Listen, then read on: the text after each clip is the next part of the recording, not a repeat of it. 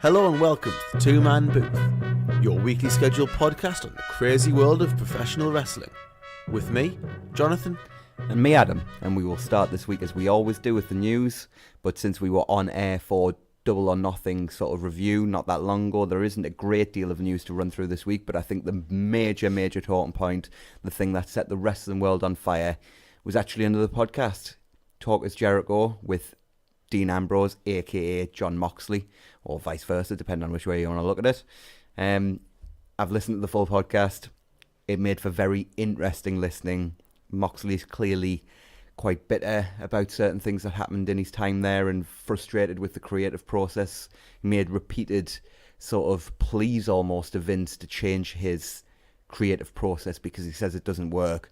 It felt like a cathartic process for Moxley as well. Like Punk's. Exactly, like there was a lot of stuff he needed to get off his chest, and I think he absolutely took the opportunity to do so. It's kind of interesting that Jericho remained silent for a lot of the podcast and kind of just let Moxley vent and didn't burn his own bridge, which I think Moxley torched his. So, you know. But any thoughts on the podcast, Jonathan? I've heard little bits of it. I know the gist of what is said by Ambrose or by Moxley. I do need to listen to it though in order to really have a genuine opinion. I know he goes in very heavy and quite hard on the creative process of WWE and that it's just a mess. And then he also talks about how he was very, very upset and angry at the angle that he was asked to do with, regarding with Seth Rollins, but the involvement of Roman Reigns' illness, and he says how that was really hard for him to do, and they kept asking him to do things he was uncomfortable with saying, and he said there was one thing that Vince asked him to do that he had to turn down because he said, like, they'd have lost sponsors. It was that bad. They would have lost sponsors for doing it. So I try to think what Vince has asked them to do. I think the podcast proved everything that we have thought about WWE for such a long time now, in that creatively, it's just starved and they've run out of ideas and it no longer works and functions anymore. Like, do you remember when Ambrose was the hottest thing in wressling? Yeah. During the feud with Rollins, he really was, and even when they put the belt on him later, he was over. It worked, and they have no idea like what makes a star anymore, because for a good 3 to 4 months, Dean Ambrose was the guy. Like when you see someone catch fire, like Braun Strowman did, like Ryback did. I mean, not the greatest example, but Ryback did. No. They should have ran with it though. Yeah, when someone catches fire, like Dean Ambrose did, and we know how talented he is, how good at promo he is, how good in the ring he is. Like, they should have ran with him. They really should have. But Vince has no idea what makes a star anymore in 2019. He really doesn't, and he didn't back in 2014 and 2013 when Punk was doing all of his angles and Bryan stuff. was hot, and they were kind of forced into Bryan. They fell into it. The fans forced them into that because they realised they were just going to reject any other possibility. Yeah, so I think the main points that I got from the podcast is that it validated what a lot of us have been thinking about WWE for such a long time now. And that there needs to be a massive change at the top. Yeah, because we know now, right? AEW, I think we can say now, like, it's gonna be good. Like, it was a good first show. I don't like to put the cart before the horse, but no, but I'd be very surprised if it wasn't consistently decent. There was good markers there, definitely. Exactly. But producing a weekly TV show is a lot more difficult than producing one-off shows, so we'll have to give them some time on TNT. But if they carry on the way they've started, absolutely. And this is competition, and like they need to step up, and so far they're not. Well, we'll get to that in a minute. Yeah, because you'd think they would do, right? Yeah. And the only other bit of news we've actually got recently broke about 10-15 minutes ago before we started recording this podcast. Yeah, I've just found it on Dave Meltzer's Twitter. Which was the fact that Dave Meltzer and, what was it, MMAfighting.com? MMAfighting.com, yes. Yeah, have reported that WWE have made overtures to GSP. Yeah, so absolutely huge. Yeah. And you were a massive fan of GSP because, just for anybody who doesn't know, because we don't talk MMA on this podcast all that much, I've never been a massive MMA fan. I've watched one full fight in my whole sort of life, and that was because Holly Holm was fighting and I'd followed her from our boxing days. Yeah, it was Holly Holm against Ronda, wasn't exactly, it? yeah. You were a massive UFC fan and still kind of, I think, consider yourself a UFC fan. You just don't watch it as much anymore. Yeah. I'm a massive, I really, really was for years, like a huge MMA fan. And you loved GSP, didn't you? Yeah, and GSP was one of my favourite fighters just because he was charismatic and he was a great fighter. He wasn't always the most entertaining fighter, but I enjoyed watching him fight nonetheless. But GSP was one of the top draws that UFC ever had, along with Brock, Anderson, Ronda, and Conor. Like he's in that echelon of the major draws that UFC ever had. So if WWE get him, in whatever capacity they get him, it'll be a big deal. But I must be honest, right? As cool as GSP is, like when we look at the important matters, what they should actually be doing is figuring out how to book their full-time wrestlers better, not spending time getting more part-timers in. It just sums up the whole company. It'll be cool, and I love GSP, but is it really what they need? Because we spend a lot of time talking about the fact that this is arguably the most talented roster they've ever had. You wouldn't know it, though. But you wouldn't know it by the situation you find yourself in with fallen ratings, and just the company seems to be in a real downward spiral at the minute. You know what? This feels like and obviously I was alive, but I wasn't actively watching because I was 2. But I imagine this is what wrestling, it was WWE. I imagine this is what it felt like during the new generation. Just after the steroid scandal, where things were a bit shaky for quite a while, until Brett and Sean started at least making it watchable. When you were getting sort of the King of the Ring with King Mabel and that kind of thing. Like I wonder if that's Diesel's title reign. I wonder if that's what it felt like. Like this, where there's nothing good about WWE. Well, we weren't watching at the time, so we can't fully comment, but maybe we should do that, the King of the Ring, as like a retro recap. Don't make me watch It's one of the worst. Show. It's one of the worst WWE pay-per-views You watched of all it time. in full before? No, it's no. I watched it on the network when I first got the network, when the network first came out. You a masochist? Well, because I heard it was that bad. It was just like, let's see. Yeah, and it was actually that bad. Were you drunk when you watched it? I was not. I wish I had been. It would have made it better. Yes. Well, I couldn't have made it worse.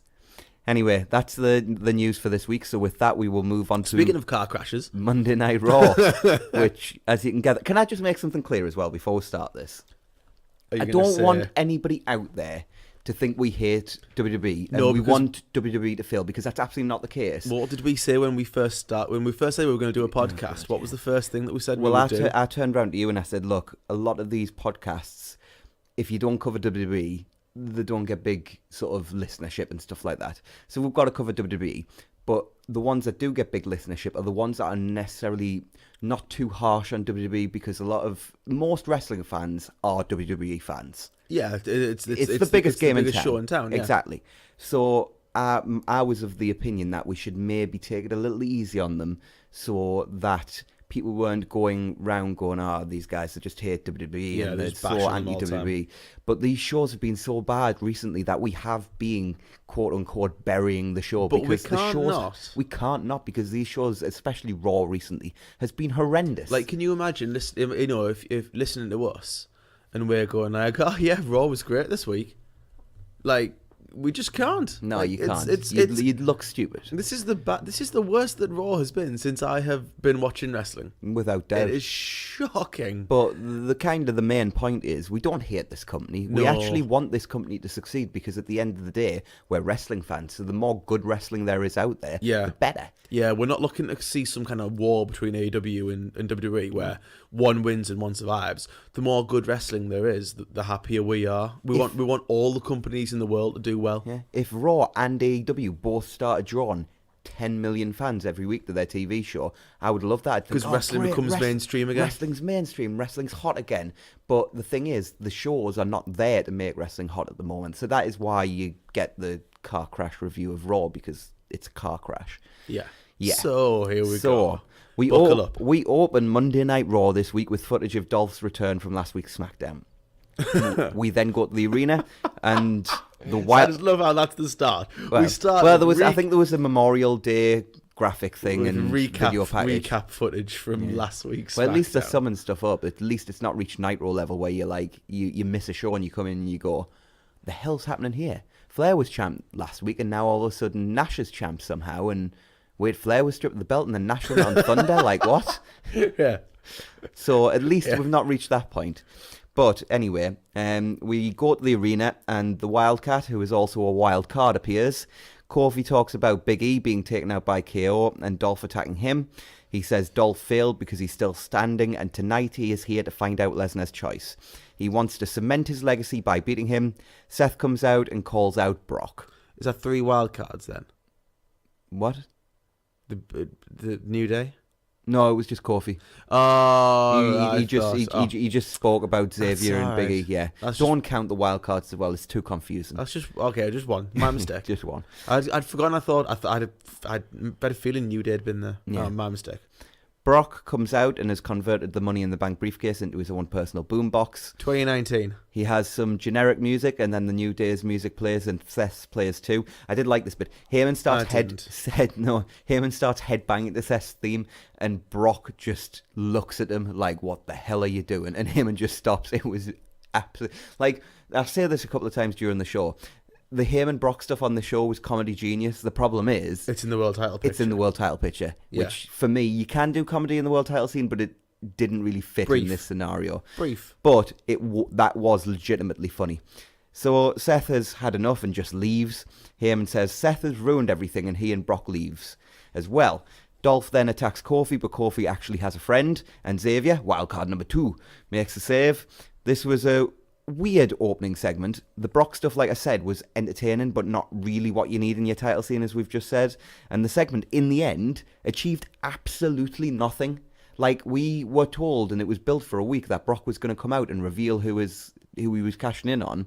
And then we go out, and Kofi says a few things, and then Brock comes out, and Seth comes out, and we achieve nothing. Like, the story was not moved forward in any way, apart from Brock's kind of funny with a boombox briefcase, and him and Heyman had good crack. That's literally it. And how long did the segment go for? Well, that's just wait, because I've had to split this opening segment into different parts of my notes so we could actually recap it without me talking for half an hour. TNA Impact post Bound for Glory. 2010. Yeah, that's exactly what I was thinking when I was watching the show. Yeah, like the never-ending segment. I've got some stats. Don't worry.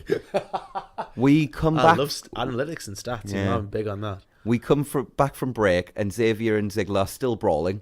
They fight all over into the crowd, but when they get back to the ringside area, and Ziggler eventually then annihilates him with chair shots. Kofi then comes back, because, like, I don't even know where he went. Did he just abandon his friend? I don't know, because I think it happened during the commercial break. But anyway, Kofi's back, and he sort of runs Dolph over. He helps Xavier to his feet as Ziggler cuts a promo saying Kofi is wasting his time on Brock when he should be focused on Dolph. He says the fans look up to Kofi, but it should have been him. This segment just never wanted to end, seemingly. Do you know how long, like from the start of the show, do you know the point I've just wrapped up? Do you know what point in the show that was? We were 34 minutes into the show. 34 minutes, and we just finished the opening segment. But all that had been achieved was effectively a recap of what happened at the end of SmackDown, which we'd already seen in the recap at the start of the show. Yeah. So just in case you didn't know, Dolph Ziggler's a heel now. Whatever. Anyway. I actually quite like what they're doing with Ziggler. The problem is just Ziggler's just spent as a you know wrestler. How we say it. I really like him. You know, I'm a big fan, but he's just ruined. You know how we say nobody's unrecoverable? Oh, he is unrecoverable. It kind of feels like he's unrecoverable, doesn't it? Because I'm watching the segments and I'm like, you know what? I like what they're doing. Ziggler is delivering the promos really, really well. I didn't like his promo from SmackDown last week when he was like crying during that was weird. But on the whole, he's delivering the angle quite well. But then you just watch it and you're just like, yeah, but it's Dolph. Mm-hmm. And it's like, awful, I've seen it so many times. And I'm like, he's a great wrestler. He's good on the mic. He's got a good look. You know, he's like everything that you would want in a main event wrestler. Like the amount of times we've booked WWE and we've booked Dolph Ziggler as a main event wrestler. And yet... You don't want to see him. I just I just don't want to see him. But the problem is, like, if I book him now, I have no idea what his character should be anymore. No. Like, I have no idea. Like, if you gave me a challenge now, like, if you went, Jonathan, you've got a week now to book Dolph Ziggler, and then let us know what you've booked next Friday, I'd be like, I'd have no idea. Because he's just so ruined. Rant over. So there will be a fatal 4-way main event to establish the number 1 contender for the Universal Championship. Strowman versus Corbin versus Miz versus Lashley. Hooray! I was salivating. I know, I can't wait for that. The Usos host a barbecue for Memorial Day. This segment was kind of there. Yeah. It continued through the show. Comedy Thankfully. was very much the theme of this show, but yet it was one of those where WWE try and do comedy and they suck at it because it's Vince's sense of humour. And Vince has the sense of humour of a 13-year-old boy.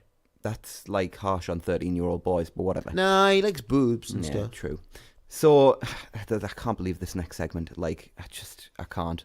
Rude interviewer asks Shane why he's competing tonight, stating that... Speaking for all of us! Stating that it is unusual. Does she watch the show?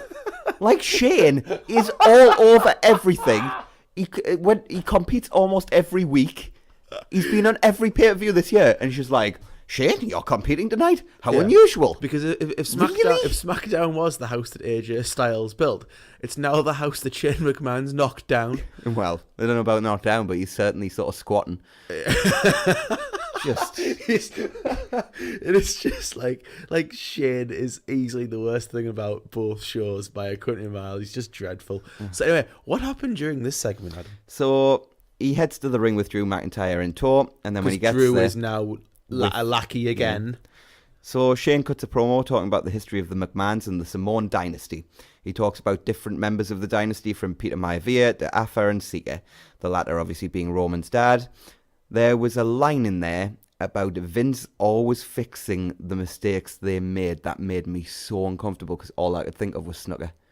Like, all I could think about, and I was like, I really hope they weren't putting that in there as a line about it, because it was just where my mind went to.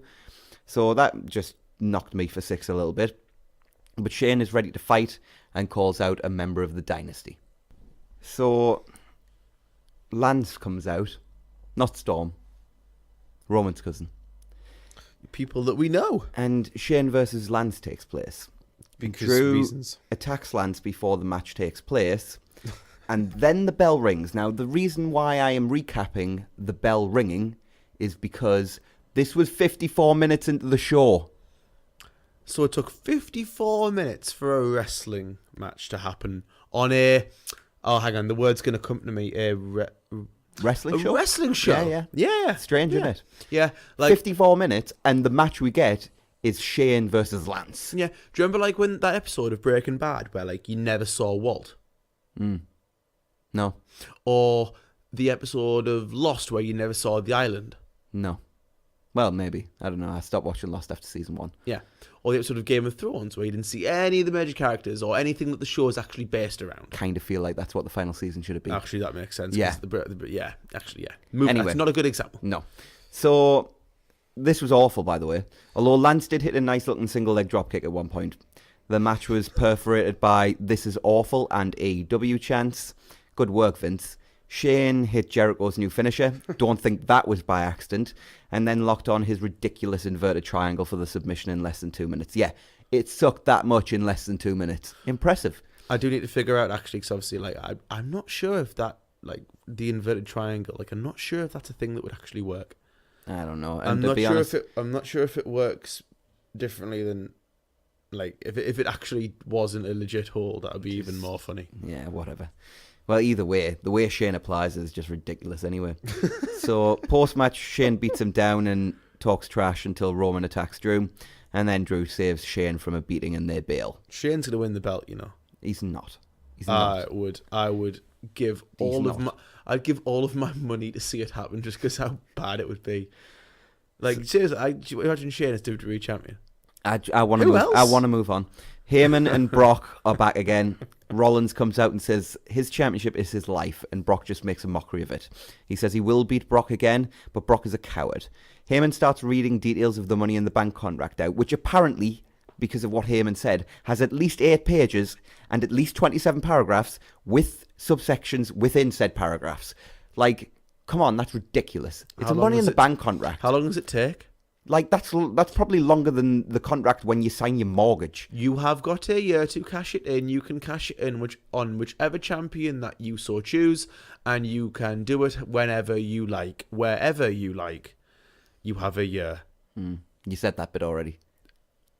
Off you. I assume the edge ends with off you go. Yeah. Make sure that you lose plenty of matches for the next year before you cash in, because that's the rules of having this contract. Unless your name's Brock Lesnar. When Heyman mentions Brock has a year to cash in, Brock's demeanour changes. Apparently the story is he doesn't watch the show either. So we've got Rude Interviewer not watching the show. We've got Brock not watching the show because he had no idea he had a year to cash in. Would you Zero idea. Do you blame them for No, not he's a watching the smart show? man. He's a very smart man. Yeah, like imagine like how long Brock has been there for. Brock was actually cashed in on at WrestleMania 31. Oh, yeah, he was. But yet didn't know that you had a year to cash it in. Like, if in that case, why did Brock even win it and enter it? Like, did he assume it went on forever? I don't know. Like, did he assume? I think he assumed he had a very short period of time within which to cash it in. Oh well, Genius idea then to string that out. Well, I think he was like trying to pick his moment, and then as soon as Heyman said that, he was like, "Well, what am I worried about?" He started beating him with a piece of paper. He also told Seth to go screw himself and then left. This is a fun segment. Oh, and actually, before we move on, this achieved nothing. The comedy was good again. The Heyman Brock stuff was funny, but not in your title picture. But it achieved nothing again. We moved nothing on any further. And then Rollins has just stood in the ring as Brock leaves at the end of the segment, and R-Truth and all the geeks barrel through and start like, and I'm just like, that's your top, in theory, that is your top guy. And you've interrupted the end of his segment to do a comedy skit with Truth running through as everybody in the local geek chase him through. Yeah. And you've got like... And the GM of 205 Live. Yeah, he was in there as well. That irritates me. There's good people in there. Anderson and Gallows are there, but like... Cedric, yeah. It's geeks, and that should not be happening during Rollins' segment. And if it does, he should curb stomp everyone. Do you know what the problem is, right? Do you not get the feeling like they tried really hard with this show? Do you? If they tried... I kind of do, you know, for how much If they stuff. tried really hard with this show, then I do not want to see them when they're down tools. For how much... Because the show sucked. But for how much stuff actually happened, I have a genuine feeling that like they've actually tried really hard. I'm making a very pained expression now. And this was like they're like, we'll show AEW what we do. Right. I genuinely do think that, mate. Rude Interviewer has AJ with her. He was meant to be in tonight's main event, but is apparently injured. I legitimately thought they'd wasted a wild card on AJ here to simply be getting iced in the medical room, and then I realised he's actually a member of Raw. So, How you know. Forget? Because nobody knows anything. Like, this wildcard rule has confused everything. Nobody belongs to a show anywhere. It's just go where you like. Yeah. Go anyway, where you like. It really it's anarchism. Anarchism has come to WWE. Yeah, okay. So and communism because everybody's equal. Yeah. 50-50 booking, everyone's equal. It's the most left wing company going. Don't let Vince hear you say that. It is. He's got links. It's the most left-wing company in the world. Anyway, Corbin attacks him. Not sure why. Next up, it was Becky Lynch and Nikki Cross versus the Iconics. This was kind of rough early and went too long. I love the Iconics, but they have significantly regressed in the ring since their days on the independent scene, and they're more about character work anyway. I don't need to see them in 12-minute TV matches. No, but they should win. Yeah, and we'll anyway. So anyway, Nikki hits an apron crossbody on Kane Royce as we head to a break. They work the heat on Nikki post-break. No idea how they got it. Don't tell us the important part of the story of how the heels got the heat. Don't give them anything. They'll lose in this match, but whatever. Anyway, Nikki gets the tag to Becky, who runs wild. She hits the Bexploder and then destroys Peyton before hitting the second rope leg drop, but Billy makes a save. They double team Becky for a while and get a near fall, but Becky gets to disarm her on Peyton. Nikki takes out Billy on the outside in an awfully fake looking spot. Like, I like Nikki Cross, but the sort of Thez press head slam thing she did was one of the most fakest looking things I've ever seen in my entire life. Yep, agreed. It was awful. Back in the ring, Peyton then rolls up Becky, but she kicks out at 2 and hits a weird pump handle slam creatively named the Manhandle for the win. This kind of sucked until Becky got in, and I'm really not a fan of her new finisher, but it did pick up when Becky got in. I thought she looked really good in the match, actually, and things really picked up. But the Bexploder and leg drop are much better finishes than this weird pump handle, the manhandler.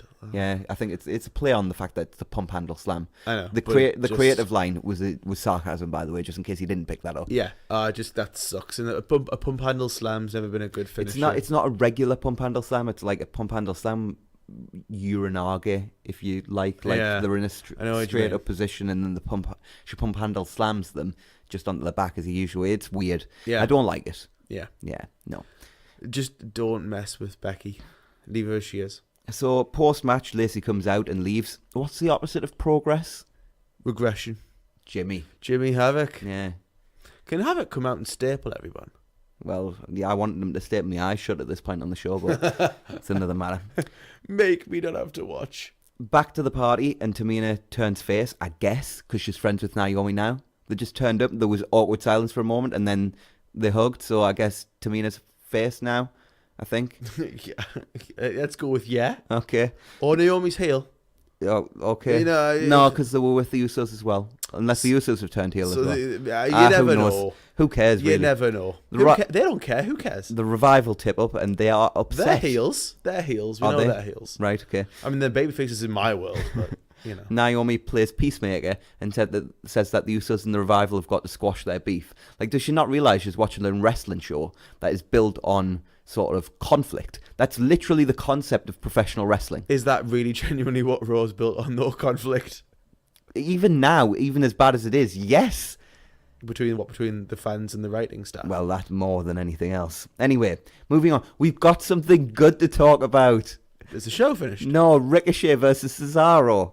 Even still, we can find a negative with this. We'll get there. Yeah. We'll get there. But this was great. I loved this. It was a great match. Of course it was. It was Cesaro and Ricochet. What was going to happen? Yeah. Ricochet hits a springboard clothesline for 2, and the running shooting star press gets him another near fall.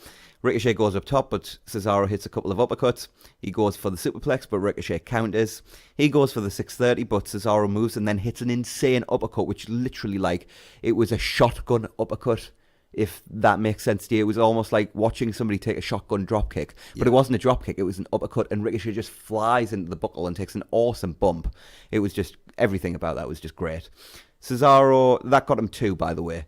But Cesaro then goes for the water slide, but Ricochet counters into a Hurricane Rana attempt, which Cesaro blocks, only for Ricochet to reverse that into a code red for another near fall. Cesaro sends Ricochet to the outside, but he uses his insane athleticism to somehow get from the floor to Cesaro's shoulders. He then hits the Hurricane Rana pinfall for the win. This was fun, and like I said, easily the best thing on the show so far, but more of the 50-50 booking we see every week that helps absolutely nobody. Yeah, that's the problem. Like, a really good match. But we predicted it, didn't we? Was it last week? We said, like, we can guarantee they'll do the match again and Ricochet will win.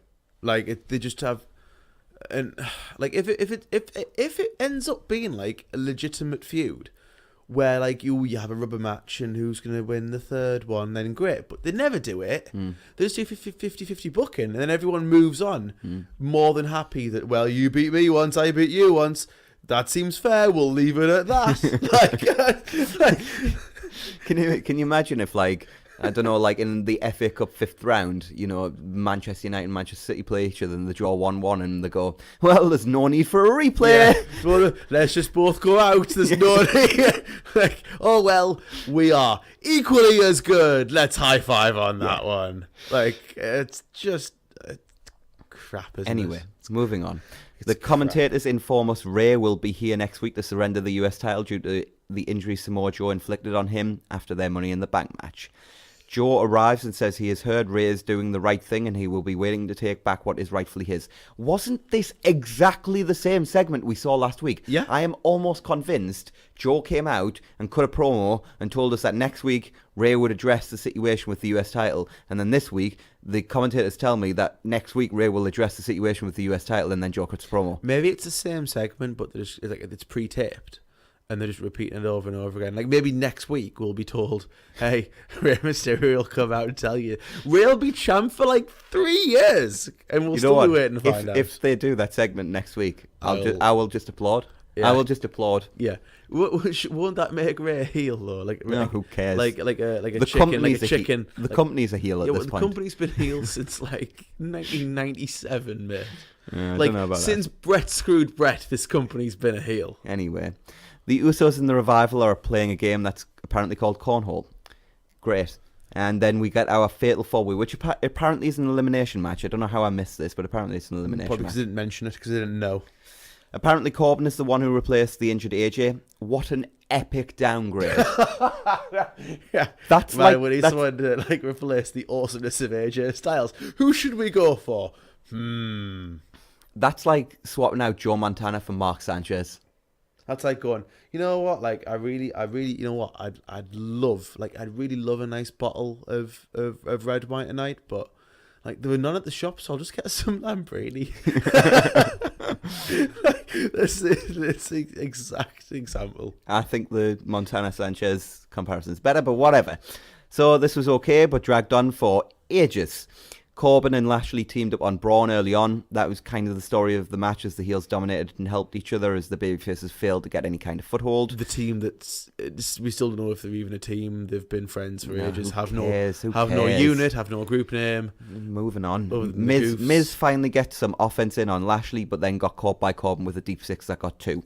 Braun then destroys all 3 competitors until he dumped Lashley into the crowd and they brawled away. Miz cradled Corbin for 2. He then hits kicks and double knees only to get caught with end of days as Corbin pins him. I guess the others were counted out. The commentators struggled to make sense of things, but the upshot is Corbin wins the full match. Grand. Corbin's going to get a shot at the title now, isn't he? Well, who cares? It's at Super Showdown. We're not watching that anyway. But do you not find that totally weird? That they didn't tell us this was an elimination match, but I'm pretty sure it was, given how the commentators were scrambling for an excuse at the end. And in a Fatal 4-Way, which I guess at this point would have been a triple threat, because Corbin had eliminated Miz, Braun and Lashley had brawled backstage. So in a triple threat match, they got counted out, which doesn't work. There were no count-outs or disqualifications in a triple threat match. Also, the referee didn't actually count. So, what? I don't understand. I don't think they do anymore, though, mate. Was this an elimination match or not? Because they didn't announce it, but then the commentators at the end were like, well, I guess Corbin and Lashley... not Corbin and Lashley. I guess Lashley and Braun were counted out. Yeah. And you can just hear them scrambling desperately. But that's because they don't know. That's just whatever. Was it Cole who said that? I can't remember. It was all 3 of them scrambling. Yeah. It's because they don't know. Yeah. Because they have no idea what's going on, because the random stuff that this company's doing is nonsense. Like, did you see Renee's face, for example, when all of the people ran off backstage with Truth? Like, the look on Renee's face of utter confusion, and you could just see in the look on her face where she was just like, man, this sucks. Yeah.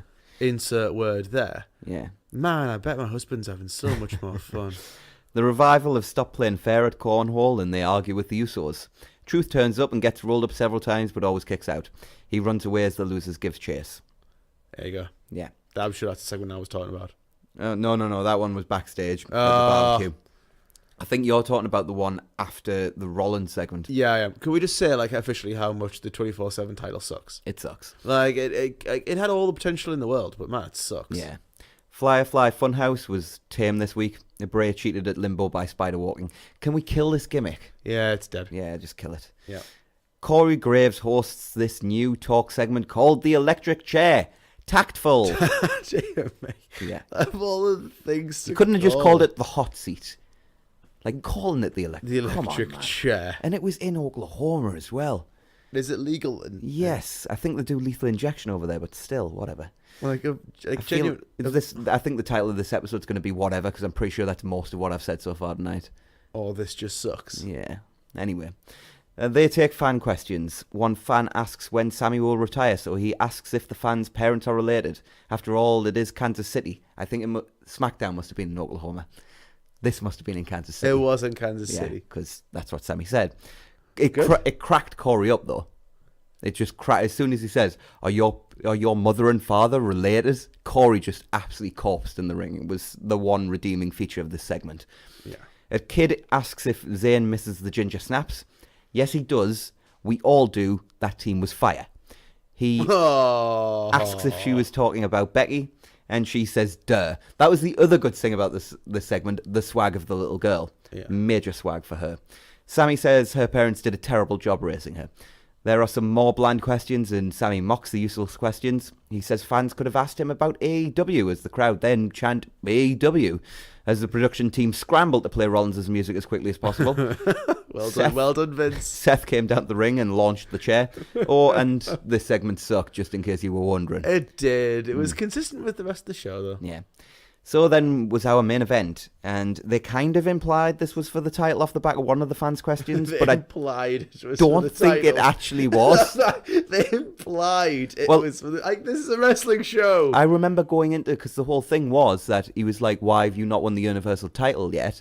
And then Sammy says, I can win it whenever I want. And then Corey asked them the question, well, hypothetical scenario, you get yourself into that situation. Then Rollins' music hits, and the commentator goes, well, I guess we're going to find out now. So to me, I thought I was getting a Universal Championship match. We came back from break, and Cole goes, what would getting a win over the Universal Champion do for Sami Zayn? And I'm like, it would give him the championship, because I thought this was a title match. Just ridiculous. They've just got no idea anymore, do they? But at the end of the day, this was decent and probably all around the best thing on the show. Oh, come on. But given the time it got, I would have expected more from these two, because they did get about 20 minutes. Well, given the show, I think they could have... Should have been given an Oscar award, yeah. Yeah. Sammy dominated the early stages, but Rollins hit a super kick, and when both men got up, he hit a sling blade and a blockbuster followed by some taupe airs, but he hurt his knee. Sammy gets back in control, but Rollins hits the buckle flatliner and a super kick, but misses the stomp. Sammy gets the figure 4, but Rollins reverses the pressure. Sammy gets the ropes, and the exchange counters until Sammy hits a blue thunder bomb for a near fall. They fight up top, but Rollins shoves Sammy down and goes for the high fly floor, only to eat knees as Sammy gets another 2. Seth gets the better of the strike fest, but Sammy then goes for the figure 4 again. Rollins kicks him off and to the outside, and I really like this spot. So Sammy has obviously been kicked out the ring, so when Sammy slides back in, Rollins hits the curb stomp immediately, but his knee hurts too much to cover, so he gets up, fires up, and hits it again for the win. This was really good. Like I say, Nothing Blowaway would have probably been the worst match at Double or Nothing, but this is a TV show, not a pay-per-view where you're trying to blow the socks off people. So as a TV main event went, this was really good, but they did get 20 minutes, and I don't know, like Rollins and Zayn, I would have just expected a little bit more of them. I don't know what you think. Yeah, I agree. It was fine, not great, but like you say, like easily the best thing on the show. But that doesn't say much. No. So this was their response to Double or Nothing. A bad show? Yeah, horrendous. I think this was basically though them going like, right, well, they've done what they do. Now we're going to show you what we do, which is entertainment. So there was very little wrestling, and ironically enough, though, very little entertainment. It was like watching a car crash. It really was, but not in no way entertaining. It's like they heard Moxley's podcast and decided to prove him right. Yeah, let's show how creatively rubbish we are now. Yeah. Anyway, Raw viewership this week. Raw averaged 2.19 million viewers, down from last week's 2.52. It was Memorial Day in the States, but there was very little competition, with no new shows airing on the holiday and no NBA. They did go up against the first game of the Stanley Cup final, but this is still a bad number. It's bad. It is bad. And the real concern is how bad things going to be when we get to football season. No. Like, they are going to be soon. They're going to be home and dry until football season, but like, that's gonna kill them. It's gonna murder them. So with that, we move on to SmackDown Live. We get highlights of all the bad stuff that has happened to Kofi recently, and then Owens says he was going to start with the Kevin Owens show, but the fans don't deserve it. He claims to not have attacked Big E last week. Maybe that was Brock too. He takes credit for his attacks on Xavier, though. He expects Dolph to win it, money, money, money, and says he wants a title match after. Money, you just called it money, money, I money. did. Kofi arrives and says he will make Owens pay for attacking Xavier and Big E, and KO will know why Kofi is the champ. So we open with this match straight after the break. This was fun, but probably a bit too long, and as a result, this was a step below their match for Money in the Bank. Still better than anything from Raw, though. Owens worked the heat early, and Kofi keeps trying to fight back, but getting cut off. Finally, he gets the upper hand and hits a dive on Owens. He gets back in, hits the SOS for 2. Owens shoves Kofi to the floor, though, and slams him into the barricade and looks for the count-out win. When Kofi gets in, Owens hits a cannonball and gets 2. Kofi tries to fight back, but gets super kicked to the floor and then eats the apron frog splash. Back in, and Owens hits a top rope frog splash for 2. He goes back up, but Kofi fights back and looks for a superplex. Owens knocks him down, though, and he hits a swanton for another near fall. He goes for the pop-up powerbomb, but Kofi counters and hits Trouble in Paradise for the win. It was a fun match. It was, but why was it happening? Well, KO's not going to money, money, money, or whatever you want to call it. So, you know, I guess to keep the heat, because I don't think this is done. I imagine when we get back, the next pay-per-view will probably be Kofi versus Ziggler and Owens in like a 3-way. That's kind of where I see them going. Possibly. So they've got to keep him involved in the story. But at the same time, they've got to keep Kofi strong, so Kofi goes over. I thought it was fun. It was fine. This was probably the best thing on either main roster show this week. It says a lot. Yeah. More 24/7 rubbish. The tag champs are here. Bryan and Rowan call the tag division a joke, but they're not a joke. They will be the greatest tag team of all time. Bryan buries Oklahoma, probably catharsis for the Sonics. Heavy Machinery arrive as Otis does Otis things and Tucker cuts the promo. He challenges Bryan and Rowan. Bryan accepts, but doesn't want to do it in OKC, and he and Rowan leave. This is fine. Like, I still like Bryan. I did expect to crack you up with me Sonics line, but you know. What did you say? I'd missed it. Yeah, good paying attention, mate. No, I was, but I'd missed it. What did you say? Sorry. I said Bryan buries Oklahoma, probably catharsis for the Sonics. Oh, good. Yes, always. Bryan being from Seattle, you know. know. I hate the Thunder. Aberdeen, yeah. I hate the Thunder. Yeah, the Sonic. I love the Sonics. Yeah. But I like Bryan's heel work, so keep it going. Where are the hemp tag belts? Yes, I want them. Where are they? So that we can buy them. We get a stupid segment with Mandy and Sonya handing out muscle and fitness mags with Mandy on the front. As you do. Yep. Next up, we had Mandy versus Carmella. Hopefully this one doesn't get interrupted by the 24/7 nonsense like the match did last week. Mandy takes control early and poses with her magazine. Carmella gets a schoolboy for 2, but Mandy hits a beautiful V-trigger for 2. Carmella hits a corner-assisted Hurricane Rana and then the Bronco Buster for 2. Sonya distracts her and Mandy gets the sit-out pin for the win. This is fine. They only got 3 minutes, but you know what? It was probably one of the best Carmella matches I've ever seen. And the better 3-minute matches, you'll see. And it was with Mandy Rose. Like, it just goes to show how much she's come on. She has. She really has. Like, I'm of the point now where, like, if she got a title reign in like 6 months' time, I wouldn't actually mind it. She's decent, and with the opportunity to do longer matches as well, I think she could really come along. They should do the New Japan thing where you put her in there, put her in a feud with somebody really experienced. Yep. Like Asuka. Yeah, exactly. Like, give her the opportunity to succeed. Basically. Exactly. More 24/7 rubbish. And Aleister Black continues to cut weird, nondescript promos that don't fit his character. Ruined. Begging anyone to pick a fight with him. Shane gets his special intro for Shane McMahon Appreciation Night. He didn't want... Isn't that every night, Shane McMahon? I don't know. He didn't want this, but Drew insisted. He's humble and he just came back to help run the family business. He throws to a video package of himself. When he returns, he says it was spectacular and thanks Kevin Dunn. He says it's an educational video too for Roman. He can't break all the rules and attacking Vince was biting the hand that feeds him. Shane plans on beating the respect into him at the show that must not be named. Elias sings a song for Shane, and then 24/7 shenanigans happen. Even the McMahons can't avoid it.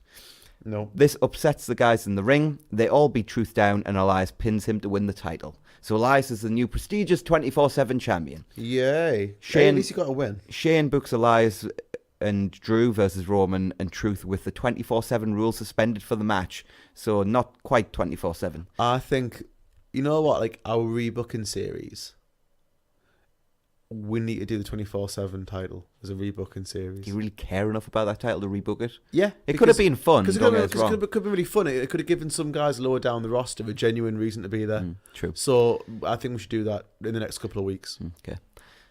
So the 24/7 rules are suspended, and the title will not be on the line in the tag match. So apparently, unless it's your world title, you don't put it on the line in the tag match, right, Vince Russo? Yep, of course. Yeah.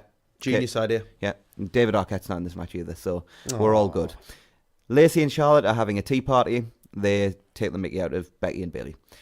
Lars versus Lucha House Party has been booked for the No Morals Here show. And then we had Bayley versus Lacey. Charlotte is on commentary for this. Bayley ran wild early, but Lacey soon cut her off for the heat. It was actually a pretty solid heat segment, and Bayley's comeback was full of fire. She hits a stunner in the ropes and hits a dropkick on the outside. Charlotte then distracts Bayley, and Bayley throws Lacey back in before levelling Charlotte. Charlotte tries to get in the ring, but the ref prevents that, allowing Lacey to hit an O'Connor roll on Bayley. Charlotte keeps the ref distracted too long, though, and Bayley reverses Lacey's pin into a bridging cradle for the win. Lacey attacks Charlotte after the match, but Charlotte beats her down. So their alliance literally lasted for a segment. They were an alliance for one segment. It's absolutely ridiculous. Friends having a tea party, and then all of a sudden, it is, I'm going to turn on you. And Lacey tried to attack Charlotte, and then Charlotte just big booted her in the face and then beat her down and just made Lacey look like such an idiot. Just absolutely ridiculous, isn't it? They have no idea what to do anymore, do they? They really, really are like just clueless.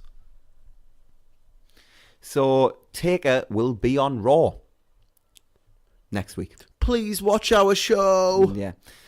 We see comments from Balor from last week's SmackDown talking about the injuries he suffered at Money in the Bank. Sarah Schreiber interviews Andrade about these comments. He takes credit for the injuries Balor suffered. Andrade's English is clearly improving, and I'd have him practicing promos at the PC and live events because he has insane charisma, and harnessing that within a promo would be great for him. But on TV, I'd still be having Zelina cut promos for him at this point because she's really good. More important, I'd just have him leave and go to AEW. That too. But if he could, it would be great if he could take Zelina with him. Nakamura, I think he's the one that should be looking at jumping ship. I don't know whether he's got the will anymore to. I think that's part of the reason why he went, because he's got no. He knows his body's broken down. He just wants to coast for the rest of his career, and if that's what he wants to do, and they're willing to pay him a lot of money, that's more power to him. That's the perfect place to go and coast. There's a lot of people doing that. It would appear. Back in the 80s, that was what it was thought of. In the 70s and 80s, the WWF was thought of as the place where you go and coast when you can't actually work anymore. Yeah, and the NWA is when you go and and all the territories, Yeah. So our main event is Roman and Truth versus Elias and Drew. It's our main event, can I just say? Did I make that clear? Like, this Truth and Elias are in the main event. And I hate Drew as well, but at least Drew's presented as a star. God. It just, whatever. So it was an okay match, but kind of a duff note to end the show on. The heels attack Truth before the match begins. Once underway, the heels take control, but Roman soon fights back with a Samoan drop and tags in Truth. The heels then isolate Truth forever. They double team Truth, who then dumps Drew and sends Elias into the post. This allows him to get the hot tag to Roman, who runs wild. He hits corner clotheslines and then Superman punches Drew. He hits the drive-by and then attacks Shane, who runs away. And the spear on Elias gets the win. Inoffensive, but not great as a main event. No, just not good. And not a good SmackDown either. Yeah, I thought SmackDown was okay. Anyway, before we get there, post-match, Roman spears Elias again and Truth pins him to regain his title. Riveting way to end the show. Brilliant. Yeah. Yes. I know they're trying to make Truth the guy in this. The Crash Holly, yeah. But, Crash, what was great was Crash always won it back. Mm-hmm. But didn't always win it back on the same show. But it would always come back to Crash. The key was, it was entertaining. And there was other people other than Crash as well. It feels like it's just... It's early days. I wouldn't have if this title had been booked in an entertaining fashion and we'd had exactly the same lineage, I'd have no problem with it. Absolutely no problem whatsoever. It's not the fact that Truth seems to be the guy. It's just the fact that it's just not entertaining. It's meant to be this comedy filler for your long shows, and you know what? When they've got a 3-hour Raw, I don't think that's a bad idea. No, I think it's a good idea too. And the third hour is perfect for it. Yeah, but it's just come on. When we rebook it, we'll make sure that we add in what you said about it will always be defended on the third hour. Mm-hmm. Okay. It can be defended anytime, but that's when you'll have an actual match in the ring. Yeah. Exactly. Yeah. So I thought this was, I know you just said it was not a good SmackDown, but I thought this was an okay episode. Some good, some bad. And to be honest, if you took out the Shane appreciation segment and the main event, it was pretty entertaining. It's a pretty good show. I know that's two massive segments I'm taking out of what is essentially is a 90-minute show. But if you do take those two things out, I thought it was a pretty good show. It's just all right. And just all right. Viewership. So SmackDown's viewership, in stark contrast to Raw, was actually up this week as it averaged 2.07 million viewers and retained a ridiculously high 95% of Raw's audience. That's because there wasn't much of Raw's audience. The type of retention only usually seen for special SmackDown episodes or weeks when Raw falls on a really bad night. A decent number for SmackDown. Yep, better. Yeah. Not good, but better. Not good, but definitely an improvement. So with that, we will move on to WWE NXT. Yay. This was a good show. Good wrestling. Yeah. So we opened with Mia Yim versus Bianca Belair. Obviously, the story here was that Belair had stolen the win a couple of weeks ago, using her hair to assist her in a pinfall. So they had a good back and forth battle early on. Yim chop blocked Belair and then followed with a cannonball for 2. Yim hit some kicks, but Belair fired back. Belair worked into a double chicken wing and then a full Nelson. She had control for a while and hit a squatting suplex and running frog splash. And then Yim caught her in a tarantula and followed up with a cradle for 2. Belair cut her off with a drop kick and followed with some more strikes. Yim got a couple of covers and got a couple of 2 counts, but then Belair powered out and hit a forearm smash for 2. Belair took control again, but eventually Yim fought back. She hit an overhead toss and followed with clotheslines and kicks, and then the Code Red got her too. Belair fought back herself, driving her to the corner, but then posting herself. Yim hit soul food, and Belair rolled to the floor. Yim followed and hit some chops, but Belair slammed her into the apron. Belair came back in, and Yim barely beat the count. Belair hit some strikes, tossed Yim around, and followed with a backdrop, but Yim countered the alley-oop and hits Protect Your Neck, and uses Belair's hair to cradle her for the win. I thought this was great. Like, probably Bianca's best match. Yeah, I agree. Yeah. I really enjoyed it. And I think her working with Yim is such a smart move for... we were literally just talking about what to do with Mandy Rose. Same exact thing. What they're doing with Bianca. Put him with a great worker. Exactly. And a really, really interesting finish as well, telling that story moving forward. I'm looking forward to seeing where the inevitable rubber match, because we don't just do 50-50 booking in NXT. No, we don't go. These things are done for a reason. You've won one, I've won one. Yay! Great, we're as good as each other. Let's move on. So there was a pretty great video package that followed that hyped Saturday's Takeover event. And then we saw Shayna from earlier today commenting on her match with Io. Shayna says she won't be able to use weapons and Io has no friends. That's really mean. Oh. Yeah. And then we had Kushida versus Drew Gulak. This was a lot of fun. They locked up early on and Gulak grounded the action. And they just worked some amazing mat stuff early on. Like these two were just almost tailor-made to work together. Do you know what I mean? You can sense it. And you were just like, I was just sort of lost in the grappling of the match. Anyway, later on, Kushida made the ropes after Gulak pulled out the trailer hitch, which I loved to see. James Gibson was marking out somewhere. So Gulak hit a gutbuster and grounded things, working his submission game. But Kushida managed to lock on a stretch plum. Gulak escaped though. Kushida got the armbar and cranked back, but Gulak fought and rolled into the ankle lock, which was a beautiful counter. But then Kushida counters, only for Gulak to get back to the ankle lock again, which was a fantastic sequence. Kushida rolls out and hits an enziguri. He looked for the hoverboard lock, but Gulak powered up and laid in strikes. Kushida hit the flatliner and then the Gedo clutch for the win. This was only, I think, about 7.5 minutes, something like that. It was just the best 7.5 minutes you'll see. Wall. Yeah, really good. It wasn't even balls to the wall. It was like a grappling mat-based contest. It was just... I really like this style of wrestling, so it was tailor-made for me as well, and other people might not have enjoyed it as much as me, but I just thought this was absolutely great. Totally agree. You know it's kind of wrestling that I like as well. I like a lot of like grappling and mat work, and because it reminds me a lot of like shoot style. Yeah, exactly. I really liked it, and like obviously Kushida has a very significant MMA background as well, and I'm pretty sure that Gulak, it was on show in this match, and I'm pretty sure the Gulak has an amateur background as well, doesn't he? I'm sure he does. Yeah. So it worked really well. Hopefully we can see these two wrestle again, and I like Gulak being on NXT a bit more because like I'm a big fan of Gulak, and like all they need to do with Kushida NXT is just a little bit of a character, and then he'll be absolutely flying. So we see Candice telling Io that she has her back at Takeover. Awesome. Interesting. Friends. They then hype the TakeOver event some more with a Cole versus Gargano hype package, which was also awesome.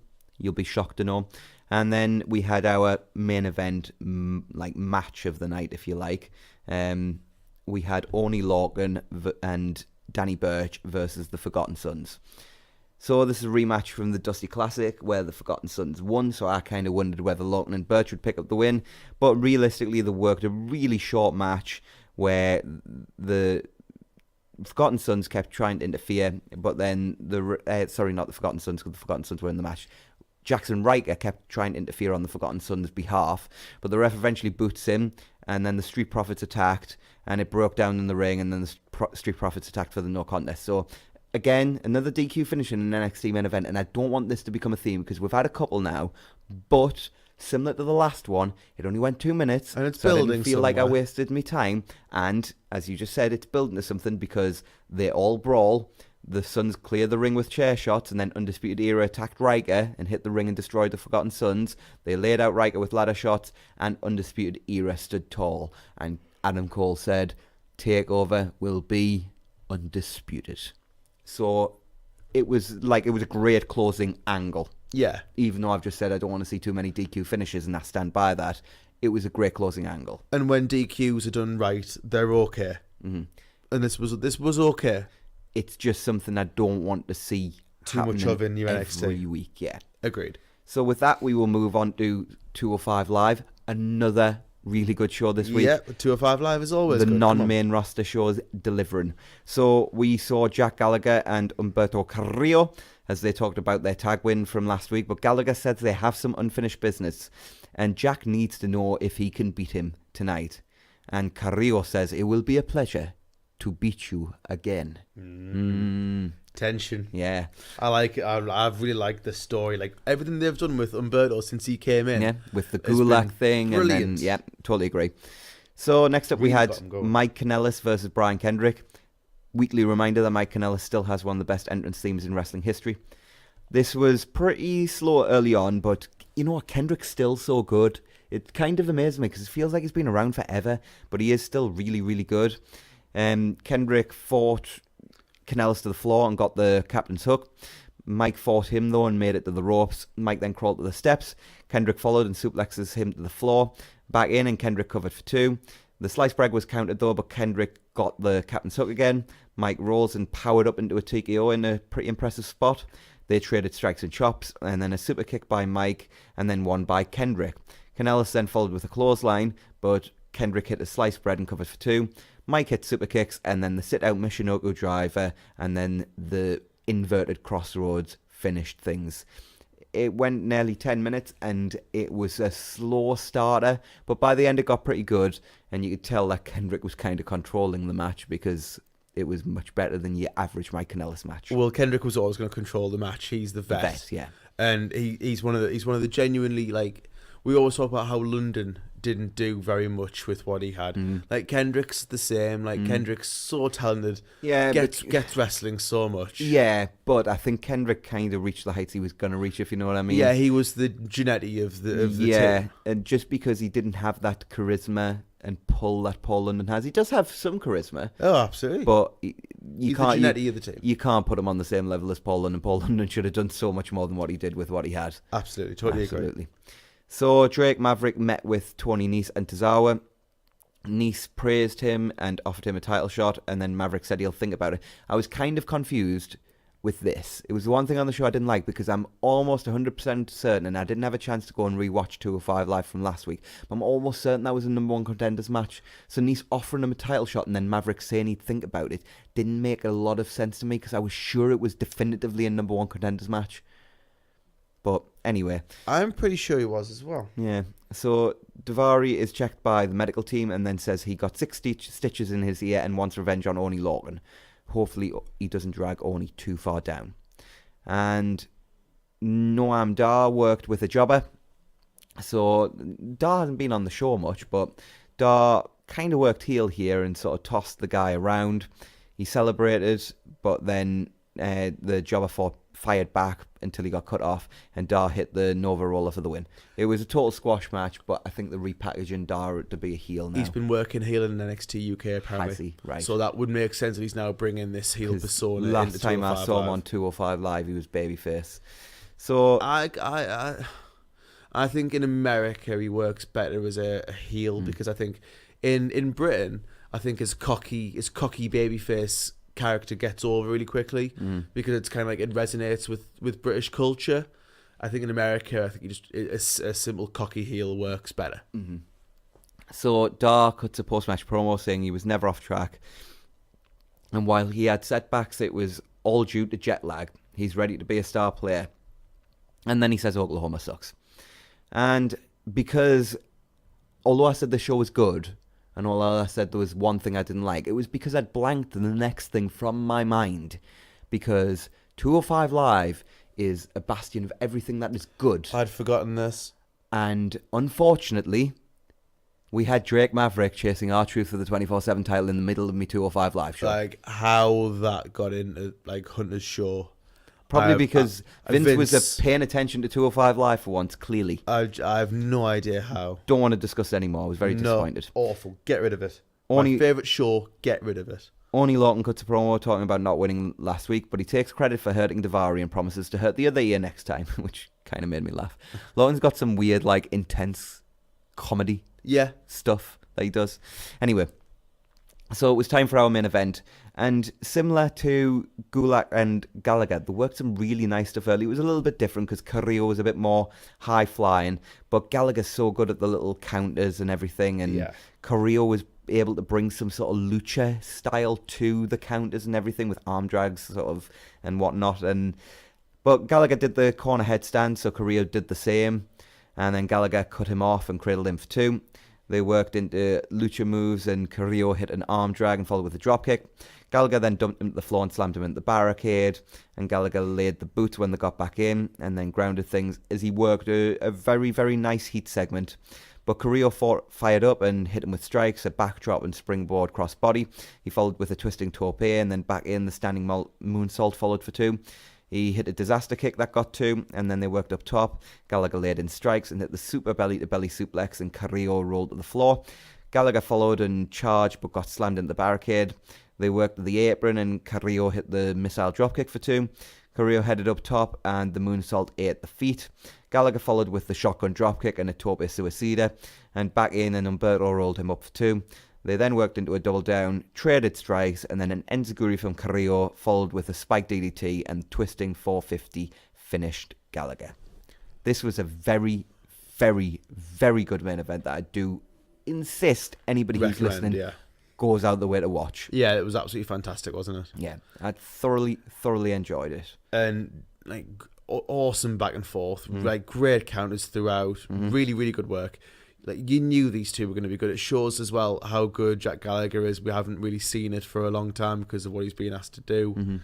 And he's just been absolutely fantastic, and this was a great match. So they hugged and shook hands after the match, and now we come to the question that we probably should have debated before we came on air, so we actually had an answer for you guys. What's the segment of the week? Because we try not to give it to matches, and there was only mini segments on both 205 Live and NXT, and I honestly don't feel like anything off the main roster deserved it this week. Do you want to just give it to Jack Gallagher against Humberto? Well, it probably was the best match now that I think about it, but we try not to give it that stuff, do we? Do we leave it blank this week? Cause it's been I think so we bad. leave it blank because it's been so bad. It's been so bad. There was nothing that was good on the main rosters, and NXT didn't really have. Is it the end of NXT? No, I guess you could give it to the closing angle. Yeah, let's give it to the closing angle. What happened after the DQ with the brawl and then the Undisputed Era beatdown? Yeah, let's give it to that. Good call. That's fine. If in doubt, give it a call and go give it call to the for Shirley and Strong. Yeah. So with that, we will move to any other business. And the first thing we're going to talk about is the fact that there's been a video posted on WWE's Twitter relatively recently. And after teasing the cash-in all of last week, Heyman has announced that Brock will be cashing in his Money in the Bank contract. It will be against Seth Rollins. At some point on Monday. It will be at some point between the hours of 8 and 11 Eastern Time on Monday Night Raw. So somewhere in the 3 hours of Raw, they're teasing a cash-in now. Whether this is just a gimmick to get people to watch, and they're going to... Like, it wouldn't shock me. If he never cashed in, it was just all for ratings. But if he does, that'll be the first Brock Lesnar match on Monday Night Raw in how long? I don't think he's had one since he's come back, has he? I don't think he's worked a match on Raw, so it'll be his first match on Raw since, 2003? Are you sure he's not had one? I don't think so. I get a really funny feeling he has. No, I don't think he has. Either way, it'll be like 2002. I think they teased it when the day after Mania 31 when he wanted to get his rematch and Seth just ran away from him. Either way, it'll be since 2002. It was 02 that he gone to SmackDown by the time 03 started. Yeah, because he was at SmackDown by Survivor Series 02 when he faced Big Show. Yeah, of course he was. So yeah, last time since 02 then, if that's the case. So this is promised. Obviously, we've got to assume it won't be a bait and switch, but if it is a bait and switch, we will bury that so badly. Yes. And then there's a second piece of news. So, do you want to lead off with the second bit of news? Yeah, this has literally just been reported as we were recording, so I've very fortunately looked on AEW's Twitter. Chris Jericho, as well as AEW's official Twitter, has reported that the title match, Jericho against Hangman Page for the AEW World Championship, will be happening at AEW All Out. So that is confirmed, that is happening, and that's going to be fantastic. I'll be dead honest, the reason I threw it to you there was because I had no idea what you were talking about with the second piece of news. Yeah. And the reason was that I didn't realise this hadn't been announced already. I thought it had. Yeah, they've literally just announced it. Yeah, they've just announced it. Why did I think this has already been announced for All Out? 21 minutes ago, Jericho tweeted that it was official. So obviously it's been rumoured and everyone thought it. Maybe I was just thinking of what had been rumoured. So, moving on with any other business, Best of the Super Junior finals are coming up. Shingo Takagi has booked his place in the final by winning Block A, which will take place on the 5th of June show, the same show where Juice Robinson will defend his IWGP United States Heavyweight Championship against Jon Moxley. We will find out who Shingo will face when Will Ospreay and Ryusuke Taguchi face off in a winner-takes-all Block B match on Monday. And hopefully we get the return of Hiromu, which has been rumoured for a while. Hopefully. Fingers crossed. I'm not sure whether they're going to hold off on that until Dominion. Because Dominion's next Sunday, so possibly it's a week on Sunday. So, hopefully we will also find out the rest of the card for Dominion, because currently we only have Okada versus Jericho, Naito versus Ibushi, and Taichi versus Ishii announced. Well, we'll see. Sure, I can guarantee they'll make some matches. Yeah. So hopefully we'll find that out, because it usually comes on the back of the Best of the Super Juniors. It does. Tournament. Goldberg is scheduled to appear on SmackDown next week. Watch our show. Yeah. Please. We're bringing all the old timers back. Mm-hmm. Do you want to see these guys? And I've now got... Well, actually, let's go through this first. So they've announced the match for Ring of Honor's Best in the World card, as Jeff Cobb will challenge Matt Taven for the World Championship. And Jeff Cobb should go over. I'm not as down on Matt Taven as world champion as anybody else, but they need to strap the rocket to Jeff Cobb, and this is a perfect time to do it. I think you're right. I think it's time. Jeff Cobb's fantastic. Go with him. Run with him. So I've now got two really exciting pieces of news for totally different reasons for my own personal sort of view. Okay.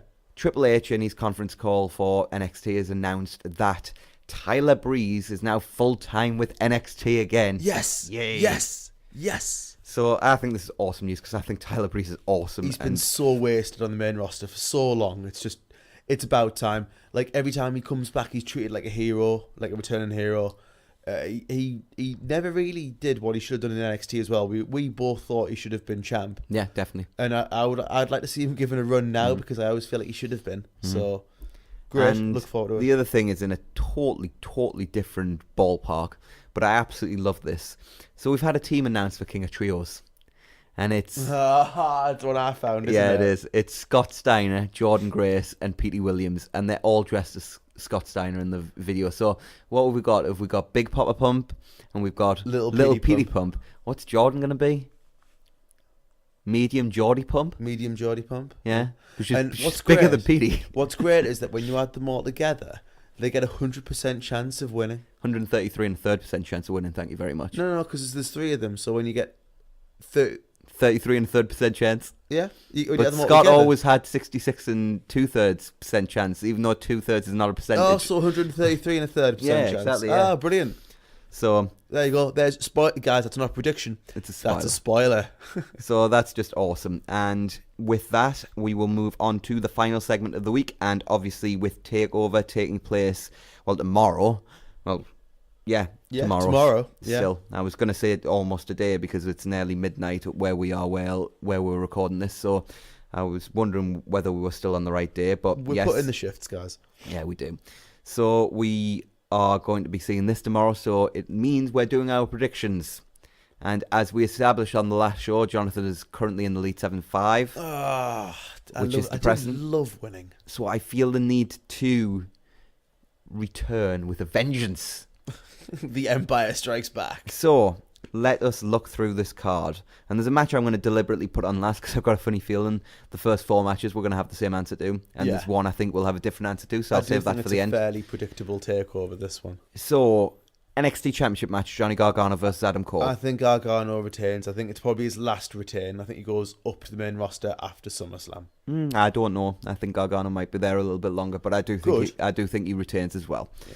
So the NXT Women's Championship match is Shayna defense against Io. I think Io in this one. It's Io's time. Shayna's main roster ready as well. Absolutely. And then the ladder match for the vacant NXT Tag Team Championship between Oney Lorcan and Danny Burch, the Street Profits, the Undisputed Era, and the Forgotten Sons. I think the Forgotten Sons. I'm with you 100% on that one. With them against Street Profits. I don't know whether they'll do that, but I definitely think the Forgotten Sons are going over. It doesn't make us happy that they're going over, but I definitely think they are going over. Yeah. And then Matt Riddle versus Roderick Strong. I think Matt Riddle in this one. Matt Riddle. Yeah, so as I expected, we've got the same answers for the first 4, but I think we're going to have a different one in my mind for the NXT North American Championship match as Velveteen Dream defends against Tyler Breeze. Velveteen Dream. I'm going Tyler. You know what? I'm almost 90% sure Velveteen's going to win, but I could tell looking at this card we're going to have exactly the same answers for every match. So I thought we're going to have one difference. Otherwise, what is the point in doing this prediction game for this show? So with me having that 10% of doubt, just with Breeze being announced to be coming back to NXT full time, I just thought, what if they want Velveteen to be Gargano's next opponent in the main event? It wouldn't shock me, you know. I do think there's a chance. That's why I wouldn't have gone. I would have just said, if I was 100% sure on every match, I would have just said, look, let's just scrap the predictions game for this one show, and we'll do it for Dominion next week, which we will be doing, by the way. But, you know, if he wins, it wouldn't shock me at all. It wouldn't shock me. And you know what? I would absolutely love it. And that'll do it for the show this week. So before we go, anything you'd like to add, Jonathan? As usual. Sorry, we're out of time. We'll see you next week on the Two Man Booth.